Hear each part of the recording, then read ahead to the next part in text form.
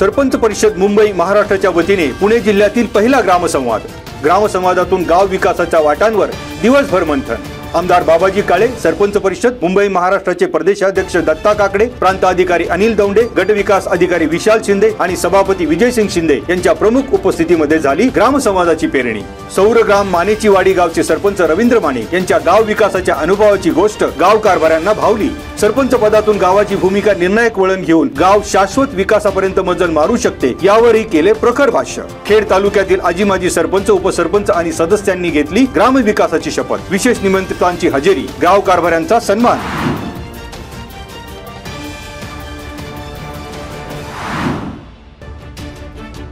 साक्षीदारावर दबाव, ड्रग्ज प्रकरणातील सुरू असलेला तपास आणि आरोपींना जामीन मंजूर केल्यास समाजात चुकीचा मेसेज जाईल अशा युक्तिवादानंतर राजगुरुनगर येथील जिल्हा आणि अतिरिक्त सत्र न्यायालयाने 3 आरोपींचा जामीन अर्ज फेटाळला।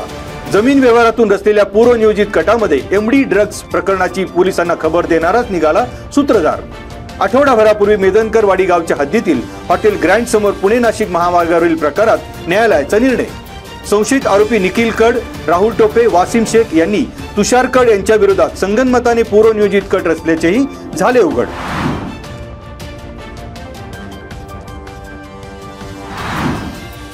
मेघगर्जनेसह सर्वदूर मान्सून पूर्व पावसाची हजेरी। अंधार दाटून येत संततधार पावसामुळे सर्वत्र पाणीच पाणी।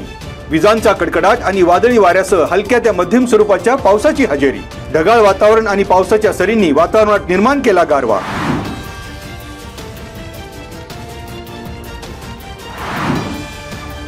केंद्र शासनाच्या मार्गदर्शक सूचनेनुसार एकात्मिक फलोत्पादन विकास अभियानात आता औषधी आणि सुगंधी वनस्पतींची लागवड होणार। एकात्मिक फलोत्पादन विकास अभियानाअंतर्गत 2025-26 या वर्षात औषधी वनस्पती लागवड घटक नव्याने समाविष्ट। यंदाच्या वार्षिक कृती आराखड्यात 4,40,00,000 रुपयांना मंजुरी। जिल्हा अधीक्षक कृषी अधिकारी संजय काचोळे यांची प्रसिद्धी पत्रकाद्वारे माहिती। अधिकाधिक शेतकऱ्यांनी लाभ घेण्यासाठी खालील संकेतस्थळावर अर्ज करण्याचे आवाहन।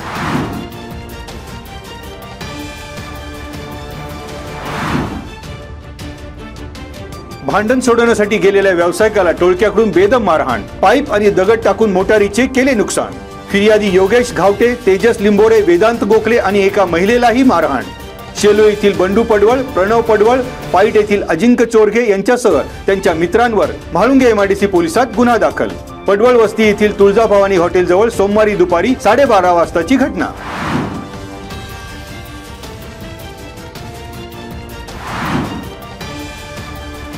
राजगुरुनगर एसटी आगाराच्या प्रवेश मार्गावर पुण्याकडून भरधाव येणाऱ्या पुणे नारंगाव एसटी बसच्या धडकेत वृत्तपत्र विक्रेते नंदकुमार कर्नावट यांचा मृत्यू।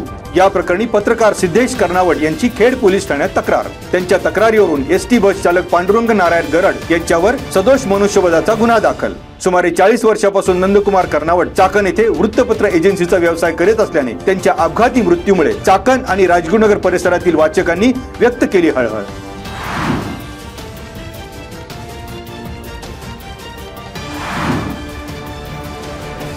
सरपंच परिषद मुंबई महाराष्ट्राचे प्रदेशाध्यक्ष दत्ता काकडे यांच्या हस्ते खेड तालुका सरपंच परिषदेच्या कार्यालयाचे उद्घाटन।